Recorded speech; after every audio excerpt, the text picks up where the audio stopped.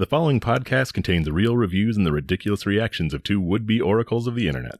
The opinions expressed and presented are mere musings, so please humor their hijinks with a laugh and not by taking anything they say seriously. Seriously.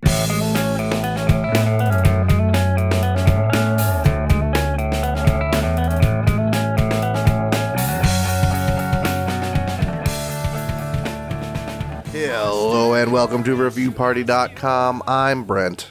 I'm Matt. This is a podcast where we look at internet reviews, and it's funny. It's in the comedy genre. That's probably how you found your little way here. You wanted some laughs. We go to Google. We go to Kohl's.com. We go to Amazon. All the best places for reviews.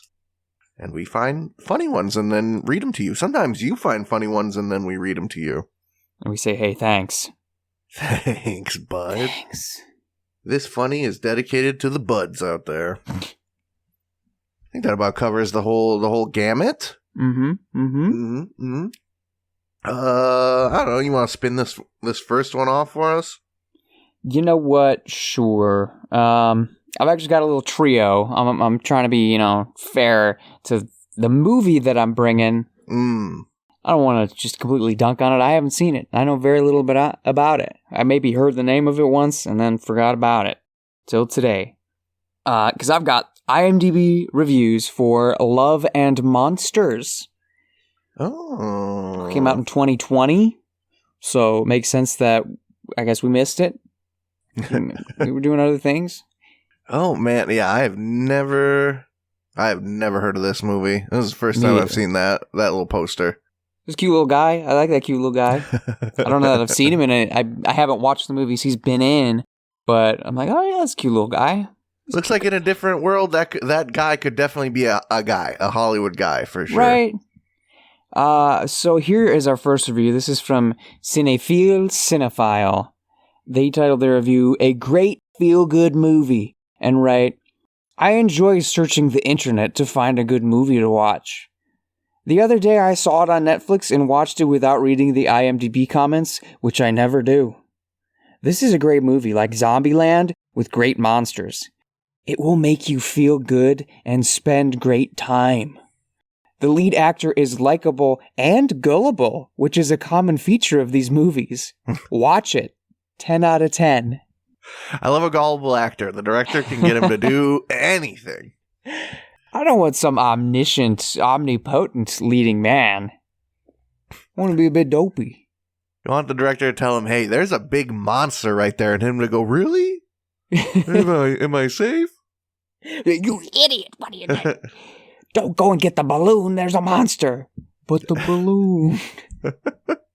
that guy across from you with like a, he's just a regular guy, but he has like a stick coming out of his back with another head floating above it and a green screen behind it. He's really that tall. You got to look at there. No, you're pulling my leg. No, he really is. Shout out Josh Brolin as Thanos. I'm Josh. Okay, now I'll go to the middling review from Farhan Santoso. They tell their review, Annoying Character, Great Monsters. And they write, as my title already says it, the monsters are fantastic. Those people who design those monsters must be a bunch of creative individuals. Love it. However, I think the character in this movie is one of the most annoying ones I have seen in a long time. This is the type of person you want to stay away from during a camp or something. Sensitive, the opposite of bravery, and sometimes even clumsy. In the real world, this person would have been the first one to be killed by aliens. So for this reason, 5-star rating, and that is purely because of the monsters. Otherwise, I would have rated it a 4-star, 5 out of 10. So we got the makings of a good movie. Number 1, gullible actor. Number 2, creative people working on it. Okay, I'm starting to see the bigger picture. Right, it's got some features which we might enjoy, but I'll let the cat out of the bag. Getting those 2 other reviews was mostly to balance this final review. Which comes to us from Urana Kelvin. Kelvin titles his review Ultra Beta and writes, This dude is your typical beta male second fiddle type of guy. He's weak and his GF plays games with him. She uses God, his spelling's a little suspect. She uses as an emotional support while she's banging Chad Thundercock. Don't believe me? Watch this movie through a red pill lens and thank me later. 1 out of 10. I was kind of, despite the verbiage, I was ready to be on board until that last line. He revealed himself for what he is. Yeah, it's same. I don't want to hope for a hero whose girlfriend is banging Chad Thundercock. Yeah, that's not going to make me feel. I don't like to sit in the cuck chair, as some say. No, vicariously through a protagonist. No, through a gullible protagonist. I don't want to see that dopey boy have to sit in the cuck chair. I don't see any Chad Thundercocks on the poster. We should check, the cast. Is there really a Mr. Thundercock? I mean, I'm sure, as I would say, he's referring to like a Johnny Football, I might say. Oh, that girl's just into Johnny Footballs. There's someone named Rocco. Okay. There's a Cap. But there's Old Pete. Maybe it's Old Pete. I'm gonna say this man manufactured a Johnny Thundercock in his mind. Oh no! For the protagonist to be cucked by. Which, what does that say about the psyche of the reviewer? Come on, Kelvin. Who you concerned for? Who needs to take the red pill and see things clearly? That's true. I think we might need to hold this man down and just get him to see how deep that rabbit hole goes. No, I've taken the pills. No, the cucks are disappearing. No, what would I jerk off to now? No, they were never there. Like that good Spider-Man animated clip where there's a ghost. I don't know if it's Mary Jane or Gwen Stacy or whatever, but he's goes to hug her and they just turn to air in his hands. No! You can't. I don't. What do you think after we've explored the various unhinged levels of the reviews? Mm-hmm. Are you in for a Love and Monsters watch, or are you kind of out? I think I'd give it an okay watch. Yeah, mm-hmm. A lot of people did say it's kind of just stealing the beats of Zombieland, even Sure. having the crusty old man. They've got Michael Rooker instead of Woody Harrelson. Which hey, I'll take Michael Rooker being in the crusty old man role. Woody Harrelson's got a certain edge, but Rooker is edge defined. Yeah. I'm not gonna get in these monsters' way. He's kind of like a modern day. Oh, what's that? Gary Busey, except you'd actually invite him over for dinner. Yeah. God. Yeah, I'd give it a watch. Expectations hedged, but I'd give it a watch. Yeah, sure. I don't think this movie's gonna blow me away, but I do see some of the monster designs, and I've seen worse CG. That's for sure. There's a dog on the poster, so come on. Cute effect. Oh, I see a cow. That's a good thing. All right, I've got a review. I said I was going to bring this review, so in case anyone's waiting with bated breath, I will get it to the people. I have an Amazon review for The Incredible Hulk Ultimate Destruction for the PlayStation 2. Yes. I'm not afraid to preface this review with this game fucking rules. Ooh. Emulate it, fucking rent it from GameCube or whatever the hell goes on these days. You got to check this bad boy out.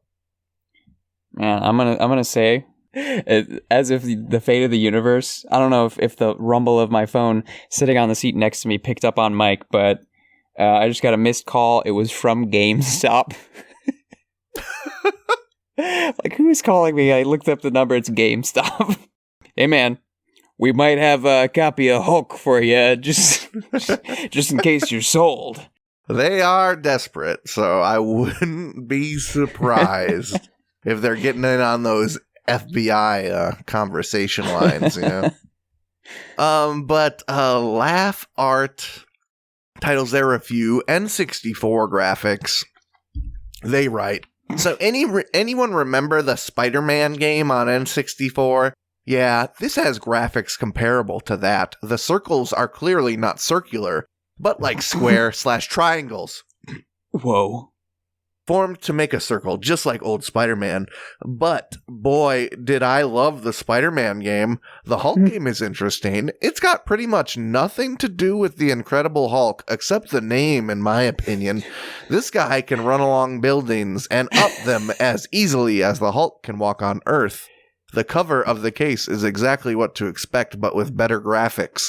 It's like a green monster that looks like the Hulk I know. It's hard for me to get into a game like that, because every second I'm reminded about it, but I still play it. What? Because it's decent enough.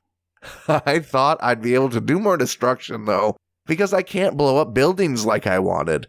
I just wanted to punch them to dust. This game should not reflect the actual Hulk in my mind, though, as this is more like a really big green monster game. I did notice that there are some rare cutscenes that have, quote, gorgeous, on par with today's standards, graphics. But the other cutscenes go back to the crap.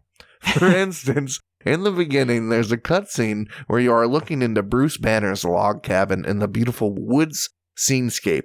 And they are close up on a bird, and it's like Hitman Blood Money cutscene graphics. Intense. Then it slowly fades to the next cutscene. And it's trying to say the cabin you're looking at is the same cabin, but now it's in the middle of the desert with no trees near it, and the graphics turn to crap. I can play with bad graphics, but don't piss on my leg and tell me it's raining. If you had bad graphics, make all the cutscenes bad. That way, I don't get any expectations I shouldn't get, and I also won't get thrown in and out of two completely different, one's a forest and one's a desert universe, and have someone tell me it's the same thing. No.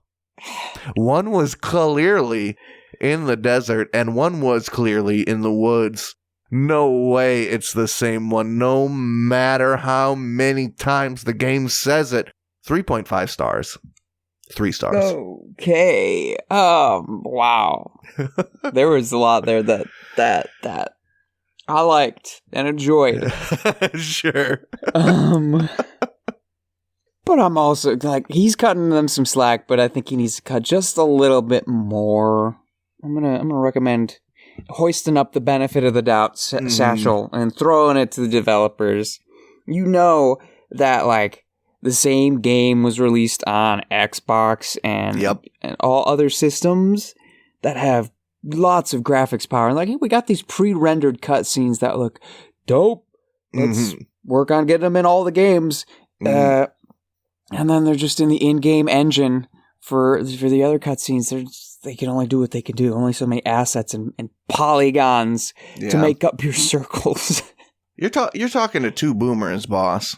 And I happen to know your favorite game is Banjo-Kazooie. Was that accurate? It's like a trifecta, but yeah. Love it to Perfect death. Dark and whatever. Love it to pieces. Mm-hmm. All in-game cutscenes with that on N64, but plenty of whimsy. My two favorite games are probably Pokemon and Final Fantasy VII. Two games that the entire gameplay revolves around out-of-engine cutscenes. You picture Final Fantasy VII overworld in your mind for a moment. Picture the little Cloud. What's he look like? He just looks like a dumb little triangle man. Little guy. The squares and the circles come together and make a triangle man. And then when you get into a fight, all of a sudden, it's high-fidelity graphics, man. Oh, yeah, that's what that guy looks like? Wow. That's what he looks like. As a kid and today, it's never taken me out of it. If anything, I don't know, it adds a certain whimsy. You jump in. Yeah, it strokes your imagination in a way that like Madden 2008 does not, you know what I mean? Mm-hmm. Yeah, I know people hate on Zelda 2, but that was the first game. It was like, oh, I'm in an overworld, I'm walking around, and then suddenly, boom, now I'm in a battle. Whoa. Mm-hmm. Things are different. things are side-scrolling. Right. There's this I don't know. And I know this time in gaming is definitely emblematic of, like, the beginning of let's push technology more than let's push gameplay. Mm-hmm. But, like, if this sick fucking game needed a couple, like, high-fidelity, out-of-engine cutscenes licensed in order to make the bigwigs happy to get it out and funded, so be it, bro. That's probably what it was, yeah. The movie studio. Yeah. We want some high-quality scenes, because everyone's going to be talking about the Incredible Hulk movie. No, and I remember this game came out at a time when movie tie-in games, as if they got any better, were at their all-time just shittiest. Like it was so bad that, like, Burger King games, the $5 Burger King tie-in games were putting them to shame. God. So to have, as a kid, have this superhero game that didn't suck eggs, that was allowed to be its own thing, man. Game changer. I'm looking at the back of this box, bro. Mm-hmm. These graphics ain't bad. Yeah, you don't need high polish to enjoy it. I understand. I would want to punch a building to dust, too. Mm-hmm. But then I'll just go play Rampage. Rampage World Tour, and I'll punch buildings to dust. Yeah, and maybe my memory misserves, but I felt like when I was playing, wow, you can destroy everything. How do they do that? Because there's a certain, even as a child, I knew, like, there's a reason you can't blow up everything in Grand Theft Auto. It's just right. You can't break the rules of the world like that. So for this to, like, double down and say, hey, yeah, you can bust a building if you want to. Maybe there was some stuff you can't, but I don't know. When there are games like that suddenly break those rules, like, he's like, oh my goodness, in this game from this time I can do that? What? I remember the feeling, you know, in Grand Theft Auto, when your stars are going up and at a certain point it's just a chore, like, I can't play more until I hide from the cops for 20 minutes. Yes. Yeah, the stars going up in Hulk is like, oh, good, bigger things to throw at the buildings. That is awesome. And look at that screenshot. Does that look like the Hulk to you? Let's see. It's gonna look like a green monster, Green Man. What is it? Does this look like generic Green Man or the impeccable Hulk himself? Oh, hey. Those are definitely, I mean, it's an interpretation. It's obviously the Hulk. I can't. Maybe his shorts aren't purple. Oh my goodness. Wasn't the Hulk gray back in the day? That also kind of. Yeah. Mm-hmm. Actually, I think there might be a gray skin in the game. This game was sick, dude. It looks sick. Just him running on a building like that. That is awesome. When you would climb up, you could really feel like the crunch of his hands going into the building. And, you know, Spider-Man 2, the video game, is so praised because of the open world swinging. And grain of salt, fantastic game, 9 out of 10 for sure. But that game looked like shit. That game looks like garbage. So I don't know. There's just, when you talk on graphics like this, I just feel like there's an inevitable, like, double standard you're creating with your free time. Sorry that the dude felt like he's getting pissed on his leg. Oh yeah, dude. Don't. I just is like, bro, you never played games on the place? I feel like, I don't know, maybe because I grew up on Final Fantasy X, where it's literally like 1 second normal PS2 graphics, the next second the best graphics you've ever seen in your life for like a 10-minute cutscene. So I just am like normal, and Final Fantasy VII get me prepared for that, but I don't know. The kids are missing out. Kids. I hated when Flappy Bird had those live action cutscenes in them. It took me out of it. We just gabbed about these good reviews for a long time. I guess we had some meat on their bones, but I gotta take a break before I Hulk out here. Yeah, let's take a little break.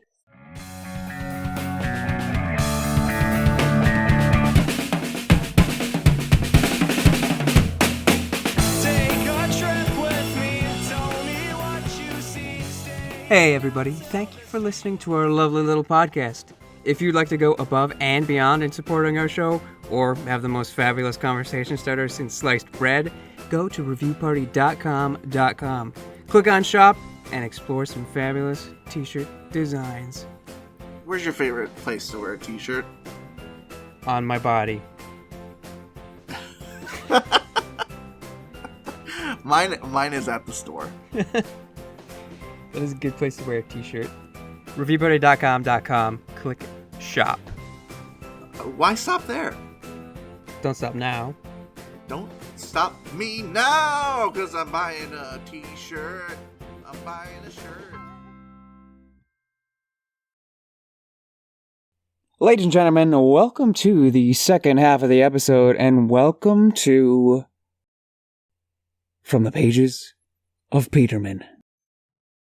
He's back, baby. He's back, boys and girls. If you're like, what the heck is that? This is the segment where I find clothing or accessories on the website jpeterman.com. Yes, the same J. Peterman that Elaine worked for in the television series Seinfeld. So she had to write those funny descriptions of all the clothes that are so flowery and weird. That's what we're doing here. I'm reading the descriptions of clothes. Okay? Okay.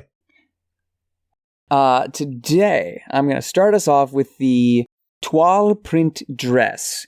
It's a lady's dress, sleeveless, I don't know, looks cute. Sure.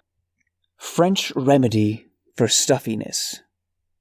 The 18th century French aristocracy discovered a wonderful remedy for that heavy, dull, stuffy feeling we all get now and then. Toile de joie, they called it, or toile for short. Light, airy, printed fabric with scenes of pastoral life, mythology, exotic travel, flora and fauna, verging sometimes on the whimsical. It provides a gentle uplift to a person's imagination. Marie Antoinette, weary of thick, ornate brocades, couldn't get enough of toile. Made her feel like she could breathe again. I think it will have a similar effect on you. Then it goes on to describe the product. Are the French worried about the stuffiness? I don't know. Is there a stuffiness pandemic? Just open the window. I've seen buildings in France. I've seen pictures of France. They have windows. They might not have screens, but they do have windows. I've seen, what's that? Wow. What's that guy's name? I've seen the blonde guy that goes, wow. Walk around France. Oh, Owen yeah. Wilson. Owen. Owen. Yeah, Midnight in Paris. Not the porno. That's another one. It's the good movie with Owen Wilson in France. There was no talk of stuffiness in that movie, and they talked a lot about like French stuff, like baguettes and stuff. Yeah, I don't know. The stuffiness was weird, but what was weird most for that, for me, for my money, my take, saying that, boy, Marie Antoinette really loved this stuff. Yeah, if you want to be like Marie Antoinette, you buy this dress.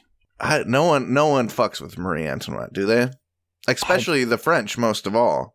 Well, did they not, though? Did they not cut her head off with a big old slice? Yeah, I think that's the one that they cut their head off with, the big old slice.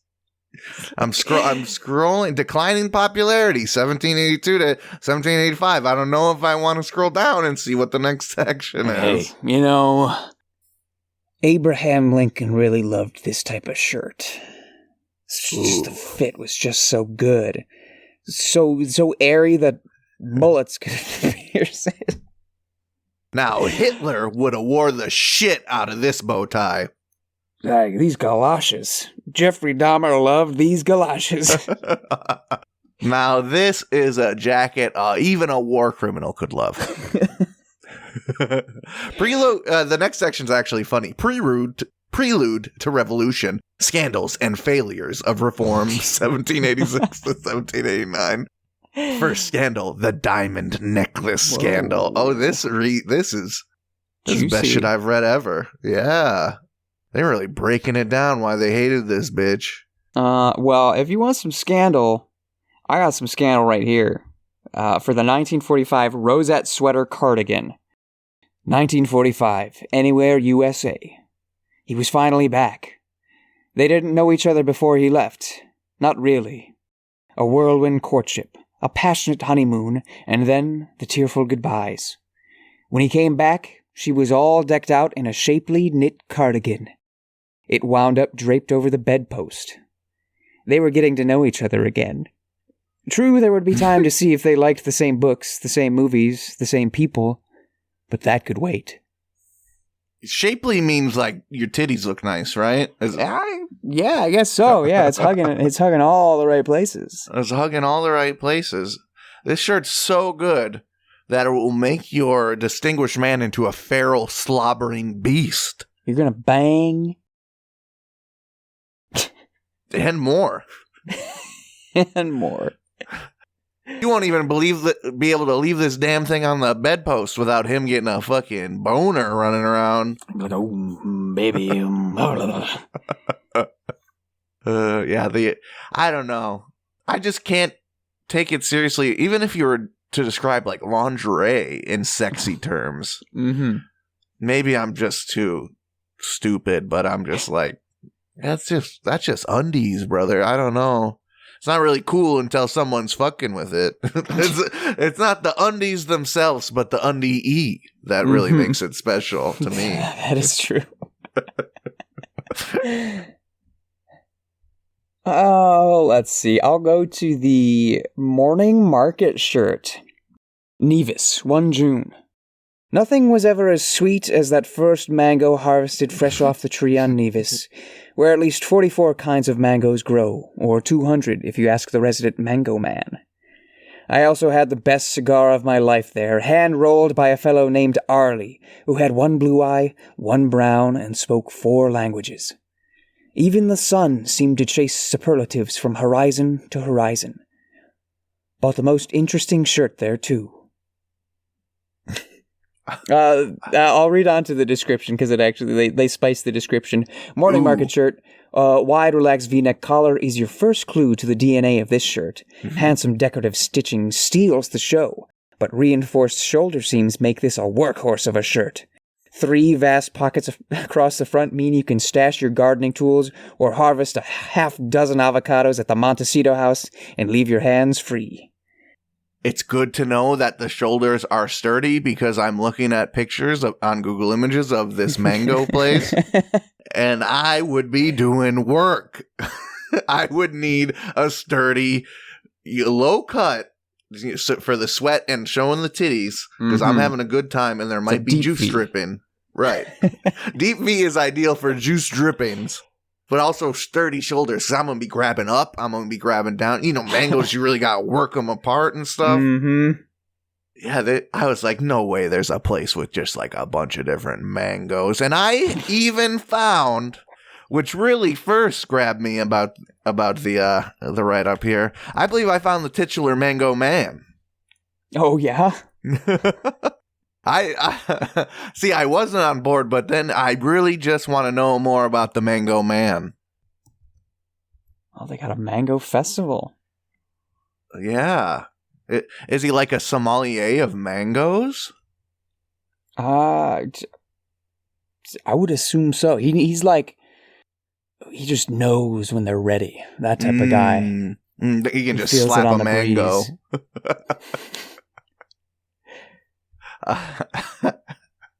Man, what a gig to be the mango sommeliers are much more useful than wine sommeliers. I don't give a shit about. Yeah. I don't give a shit about how that old grape juice tastes. I'm drinking it for one reason, and I don't really do that anymore either. But some dude comes up and tells me, "Yo, I've been eating mangoes all my life, bro. I fucks with them. You got to try this mango." Mm-hmm. I'm like, "Yes, sir." God, give it to me. I do happen to know a very lovely girl who has been to Nevis, so I'm going to have to ask her about the mangoes. Forget the rest of that family trip you took. Tell me about the mangoes. Did they really have the mangoes on lockdown? I need to know. Did you meet the man? Where was the man? Tell me about the man, please. Doing all right. We're doing all right. Here is the Anti-Mavens patchwork shirt. The Anti-Maven shirt. Style Mavens, whoever they are, don't want you to have any fun. The signs are abundant, left and right. Hushed tones. Eyes averted. Don't let them limit your range. Skip serious prints. Skip the urban camouflage of suit and tie. Escape the stasis. After all, you're not trying to skirt the maitre d' at Wilton's in this shirt. The point is well-calibrated irreverence. A couple of surprising, slightly reckless shirts can do a wardrobe and your mood some real good. It's just like a plaid shirt that's kind of, it looks like a mixed up Rubik's Cube. Oh, one of those shirts. It's like a a lot button of- down. Yeah. Yeah, where every section's like a whole new situation. Very, very busy plaid. Yeah, busy plaid. You know, sorry if I'm getting semantics or English major logistics, but correct me if I'm wrong. As soon as the irreverence is calculated, it is no longer irreverent. Whoa. Is that crazy? That sounds uncrazy to me. Yeah, I think irreverence at its core, it's as soon as you're overcalculating it, the whimsy aspect is gone, and you don't want that. You need the whimsy. You care. You can't not care. Right. Yeah, Huh. there's the calculation is counterintuitive to the irreverence. Well, Wow, we're really smart. You're welcome, audience. You can bring that to the next dinner party. put that cap in your feather. That's irreverent. Here is the floral print maxi skirt. The power of positive flirting. The impulse to flirt is inborn, which is a good thing. Social life without flirtation would be a bowl of very dull porridge indeed. May I suggest an organic approach? Start by putting on this skirt. The gentle motion of the chiffon fabric draws attention, stirs imagination. Life warms up without bursting into flames. Lines of communication just tend to open naturally. True flirtation isn't a preliminary. It's a preliminary to a preliminary. And that's it. I don't know. I had 2 bones to pick. Uh-huh. And they've just lost me. That's okay. What hits you about it? Maybe I think just like how horny they are. Oh, that's right. Some horniness in this edition of Peterman. Yes. It's not even Valentine's either. No. But they said the power of positive flirting, correct? Yeah. What is negative flirting? Ooh, that's sort of femme fatale, like, I want to hurt you, but in a exciting, sexy way. Yeah, if it's that, it's cool, and that is more powerful. Was it the bowl of porridge that you wanted to comment? Yeah, no, exactly. I'm glad you said that, because that is a key aspect. I guess everyone who's married just isn't allowed to have a social life that's more than, like, fucking milk toast. I got dull porridge every day for the rest of my life. Oh, you're bringing the married guy to this social function? He can't even flirt with us. What's he worth? He's vanilla, bland, just a real piece of crap, if you ask me. Finally, this one, I don't know. It got me in the end. Maybe I shouldn't say that, but I went along for the ride. This is the proposal scarf print caftan. Sort of like a caftan. That's like a big shirt dress thing. For men or women, this one's for women. The question. Whir and sputter of the single engine as he lands. The Duke of Lancaster's son, and producer of films you find dear, wise, and thoughtful. Twice he proposed, twice you demurred, not quite sure you wanted a husband, even one so kind and handsome. The door opens. Air stairs drop and touch tarmac. Baskets of Perrier Jouet Belle Epoque emerge. A red cooler filled with sweet Alaskan crab. Tins of Kung Aman, your favorite French pastry. satchels of gilt-edged books. Arthur, last of all. You didn't expect to feel so overwhelmed, touched, swept away when you laid eyes on him again, but here you are. You embrace, whisper something in his ear. Ask me again, Arthur. Ooh. Oh, Ooh. a little rug puller there. Yeah, she wants to get married now. Ooh. Listen, Arthur. I know they're saying a human and an aardvark can't get together. Well, I'll be damned if they're gonna stop this love. Because I say, hey. You can tell that bitch DW to step off. She doesn't have to come to our wedding. DW! You're ruining the sanctity of my marriage! Okay, that's Arthur peak comedy. PBS kids jokes. Mm-hmm. Doesn't get deeper than that. Doesn't get higher either. Is that all for Mr. and Mrs. Peterman? That's all from the Petermans today.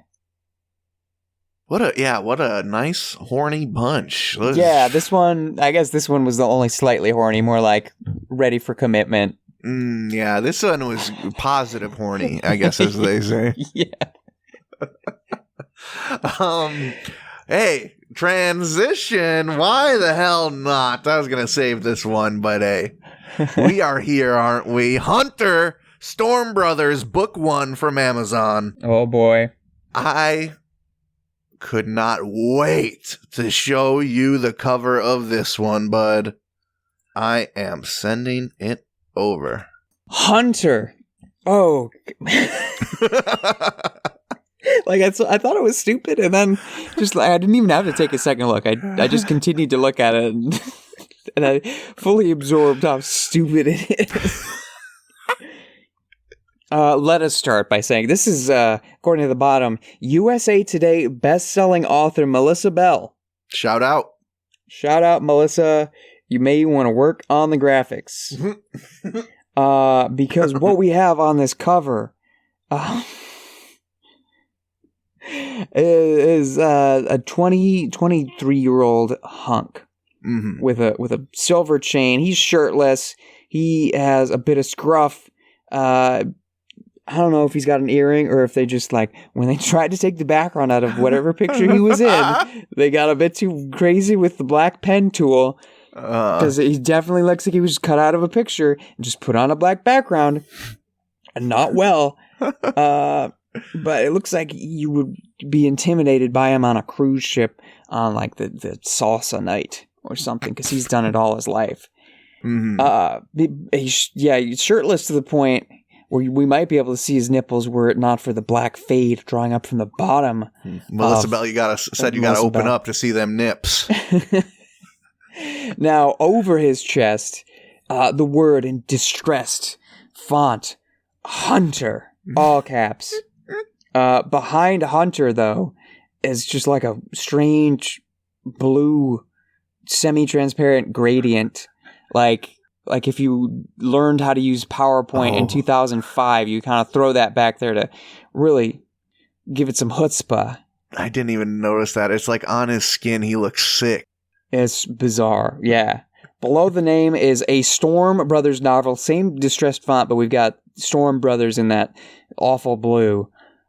and the piece de resistance. The best part is between the text and the chest is a hockey stick. But it's in no way scaled to this man who is taking up most of the thing. It is just scaled to the frame of the book, which are generally like 4 inches by 7 inches. So it is just the tiniest little hockey stick hanging out over his shoulder and chest. Yeah, it's supposed to be a part of the emblem, I guess, but it's like they needed something. What are these guys like? I don't know, hockey. So they put like just a hockey stick. Just stick it on there. And at first I thought, okay, this brother of the Storm Brothers is the hockey brother. I'm sending a little mini version of the other two spoilers, Max and Jared here.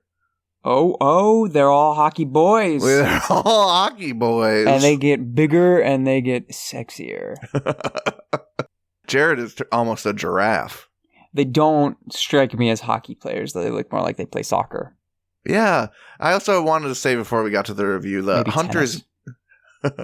yeah, Max is one of those big body tennis players. But Hunter's beard, if he was like 20 pounds heavier, it would look like the worst beard you've ever seen.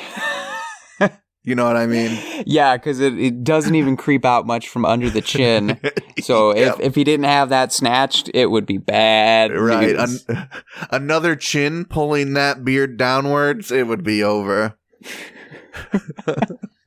Okay.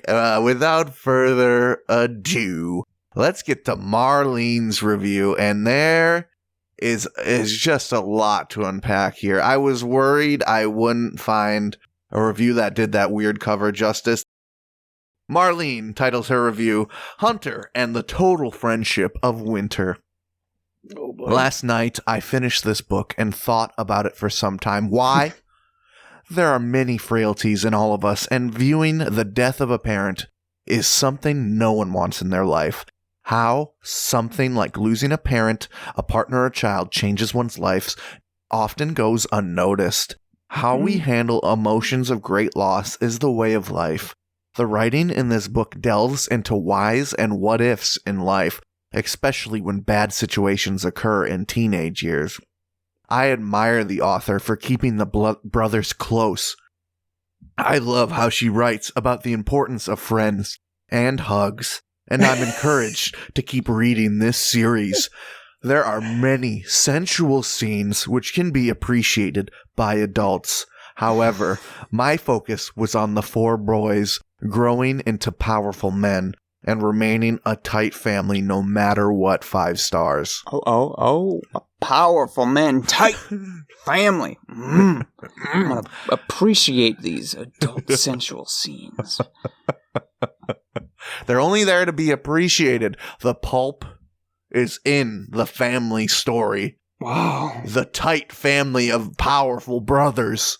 You know what? I think it's really brave of the author to, after massacring these boys' parents, to have them stick together. To have them go back to the old family house and say, hey, let's make breakfast like mom and dad used to do. People don't think about that. People don't think about... There's people walking around out there who don't even know that death is going on, man. There's so many people... I can't even say it tongue-in-cheek ridiculously. Let me just lay it out. Who in their life has not experienced loss and death? Like they say, it is the big part of life. Yeah. I don't think anyone... If anyone in my family died, I'd notice. I promise. I promise. Yeah. And you'd probably notice if someone close to you lost someone as well. Exactly. Sadly, everyone has to go through their coworker pulling them aside. Hey, my grandfather passed away. I don't really want to tell anyone at work, but you're my buddy here. So if I'm acting weird, you gotta, just don't worry about me. I got it under control. I just don't really want to talk about it. It's not that it goes unnoticed. It's that when people die, they don't go up to every single person in their life and shake them and say, I don't know if I can stay tight with my brothers. My dad died. I saw them die. I don't want to discount that experience. Very terrible. Well, it depends on it. I mean, obviously it's terrible regardless. But I feel like that's probably not an uncommon experience, particularly if they're in hospice or something of that nature. You're going to be there bedside. How often you see surrounded by family. So-and-so passed. Yep. Boy, I hope this family who was gathered to see you die sticks together. That's always my first thought. Man, I know that family. I come from a small town, so I know that family. I know them in and out, and I know that those are some powerful, tight boys. Mm. How are they going to make it? Be shattered. Splintered pieces of the Storm Brother family. Weak and loose. That's how we're going to see them. And honestly, that's the real giveaway. Their last name is Storm. With a name like that, Storm Brothers, come on. Right, they're walking around town calling themselves the damn Storm Brothers. They're not going to split up. No, there's a lot of powerful marketing and branding going on. You don't just walk away from that. There's definitely some sort of financial investment. I'm sure they had to trademark the whole thing. Like, there might be some behind the scenes squabbling, but when they get out to do their sexy show, the guns will be blazing. The hockey sticks will be flying. They need one more brother for a full hockey squad, though. Oh, yeah. They need the goalie. He's just not pictured because he's fat. And the goalie stick doesn't look as good behind the blue logo. Okay. Do you have a review? I got a quickie, unless you want to wrap her up. This is an Amazon review for the Disney Store official Rex interactive talking action figure, 12-inch dynamic movements and sound adventures. Connect with Buzz Lightyear, Toy, and Woody for unique phrases. Fully articulated Toy Story toys. So it's Rex from Toy Story. Apparently, it's fancy. It knows if it's near Woody or Buzz, it can say other things. This review comes to us from Todd C. Todd titles their review Movie Accurate and writes, when the 4-year-old grandson says, it's movie accurate, you know you have a winner. 5 stars. Did the 4-year-old really? I want to believe it. I want to meet this 4-year-old. Right. It's hard for me to parse my sort of intelligence and activity as a 4-year-old, both because of memory and I'm guessing my lack of brain activity at that point. But I'd like to think that's something I would say. Getting a toy at 4-year-old. I could hear myself maybe saying just like the movie. Mm-hmm. But yeah, that phrase, wow, completely movie accurate. Yeah, probably. You got to have a really cool big brother hanging around you to pick up those kinds of phrases, I think. Yeah, that brother that always has a book and sort of looks up from it to say something smart and cool. About the accuracy of the toys relative to the movie. It is to scale.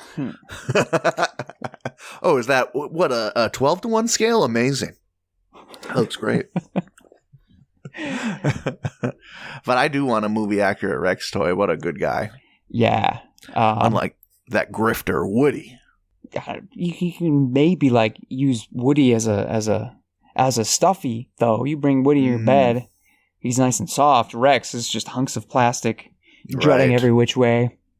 Yeah, Rex. Unlike his personality, you could really beat the shit out of someone with a movie accurate Rex toy. Yeah, there's some heft there. Get him going on sort of a skateboard with a doll head attached to it, made by Sid. You could take out anything. I watched a Toy Story making of documentary, and all the creators were talking about how none of them related to Andy, but they all related to Sid. That makes a lot of sense. Yeah, there was a joke that Sid was going to be an animator when he grew up. All right. I think that's review party for this week, baby. Thank you. Now proclaimed a baby. You are no longer a listener. You are a baby. Sorry if you had plans later. You got a diaper to take care of now. It's okay. It's okay. But hey, baby, I want you to know, hey, quiet down. I'll get you a bottle after the show. We got new episodes every Tuesday. That's right. # Tuesday Reviews Day. We got new funnies then. And if you want to be a part of those funnies, you could send in an email with a hyperlink or a screenshot to a funny review like the ones we read today. We'd love to give you credit for it. Don't forget to include your name. Send it to reviewparty.com@gmail.com. If you want to reach out to us on social media, at reviewparty.com on Instagram and TikTok, at reviewpartypod on Twitter or X or whatever. We got a Letterboxd. Just search Review Party. We're on YouTube. Search reviewparty.com. We are on the internet just at our very own website, reviewparty.com, where you can read the blog and learn things about reviews in some way. Or just be entertained. I don't know. You do you. You can check out the shop. You can see all the places to listen to this show. And also see a whole lot of the color blue. And you can look at our faces. I know podcast people these days, they love to look at a face. Yeah. I remember the good old days when you can just imagine everyone on the radio being hideous. Disgusting little animals. Now you gotta know we're handsome and beautiful. Sorry. Wearing bucket hats. Hey. Thanks to our buddies Nosebleeds. Their picture's also on there, handsome fellas. You heard their song Bread for Breakfast throughout the episode. Pretty good, right? If you want to hear more of their song, Spotify, just search Nosebleeds, one word. Which one do I want to finish with? This Red Bull one hits me just right. We got an Amazon review for Red Bull, sugar-free, 8.4 ounce cans, 2-pack of 12.24 total. It gives you wings, you know the stuff. Amazon customer, to reiterate, titles it Red Bull gives you wings. There is a typo here, but I'm going to let this one rock. Delirious taste. Need one every morning and then one around 6 p.m. Bull to the head. 5 stars. You say bull to the head or? Bull to the head, baby. B-U-L-L. Maybe add an E-T on the end of that, because that's what you're doing to yourself. Good God.